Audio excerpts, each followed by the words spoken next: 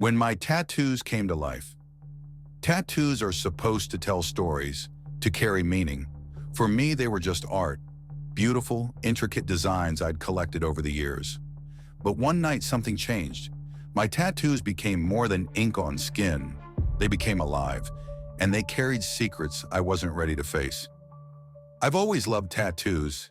There's something addictive about the process, the buzz of the machine, the smell of disinfectant, and the quiet intimacy of sharing stories with the artist. By the time I turned 30, I had over 20 tattoos covering my arms, chest, and back. Some were small, like the tiny crescent moon on my wrist. Others were elaborate, spanning entire sections of my body. My favorite was a black and gray phoenix, wings spread wide across my back, flames curling down my shoulders. It was stunning work, done by an artist I admired in a small studio downtown. But while I loved my tattoos, I never thought much about their meaning.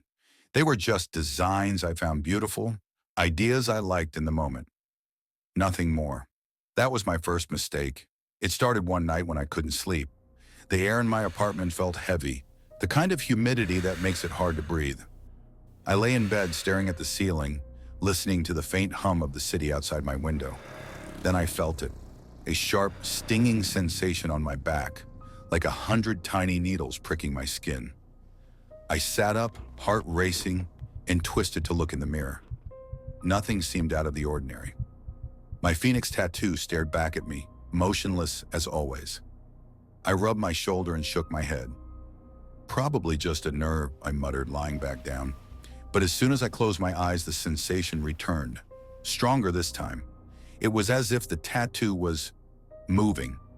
By the next morning, I'd convinced myself I was imagining things. Sleep deprivation, stress, whatever. But the feeling didn't go away. Over the next few days, I started noticing strange things. My tattoos felt warmer than the rest of my skin, as though they were alive. And at night, I swore I could hear faint whispers, just on the edge of perception. They didn't make sense, just fragments of words, spoken in voices I didn't recognize. At first, I tried to ignore it. I told myself it was nothing, just my mind playing tricks. But then one evening, as I was washing my hands, I saw it.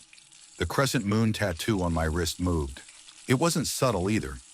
I'd been staring absent-mindedly at my reflection when I noticed the crescent moon shifting, as though it were pulling itself free from my skin.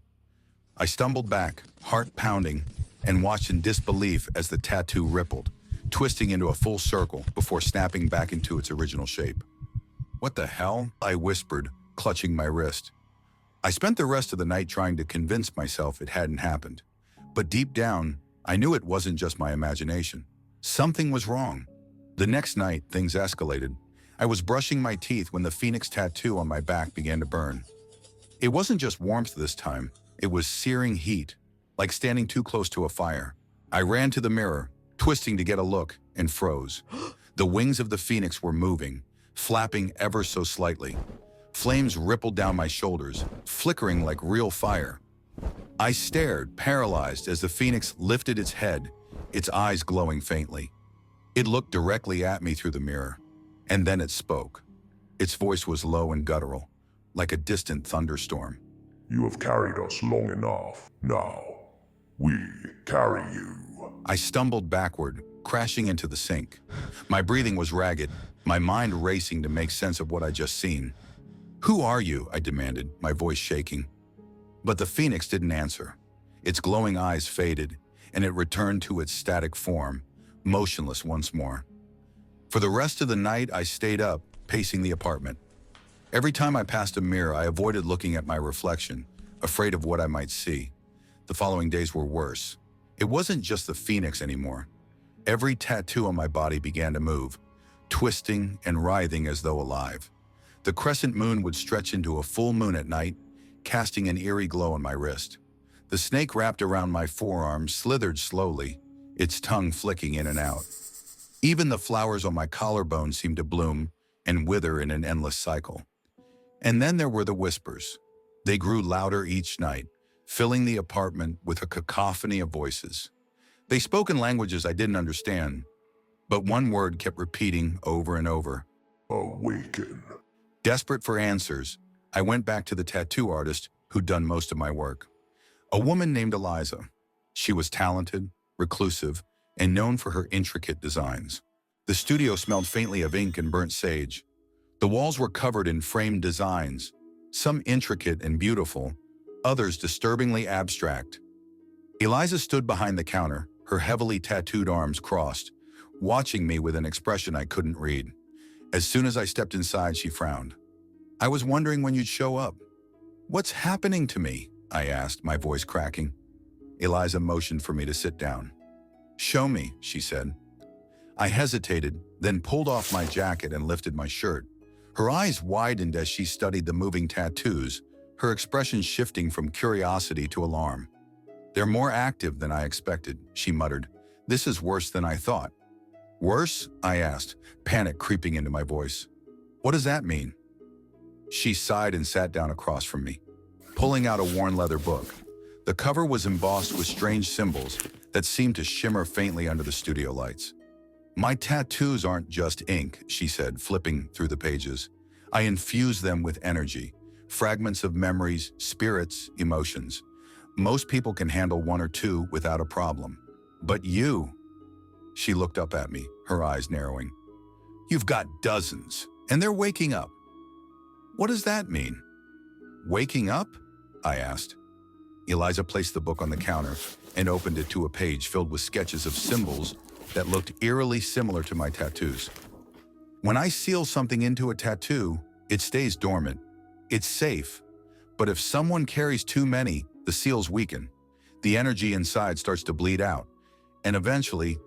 She trailed off, shaking her head. "Eventually what?" I demanded. "They'll escape," she said grimly.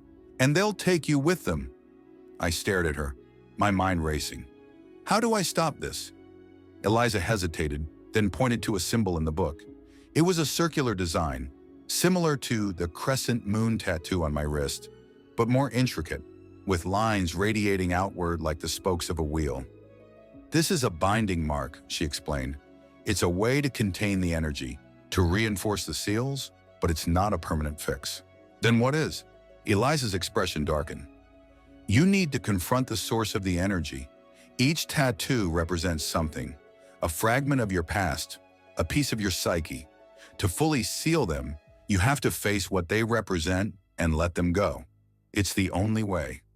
Her words sent a chill down my spine. "How do I do that?" She pulled a small silver knife from a drawer and placed it on the counter. Its blade was etched with the same symbols that adorn the book. "The process isn't easy," she said. "You'll need to enter a kind of trance. It's dangerous, but it's the only way to connect with the energy inside the tattoos." I picked up the knife, its weight surprisingly heavy in my hand. "And once I'm in this trance..." "You'll face the spirits," Eliza said. "They'll test you, challenge you. If you can prove you're strong enough to carry them, they'll settle back into the ink. If not..." She didn't need to finish the sentence. That night, Eliza prepared the ritual in her studio.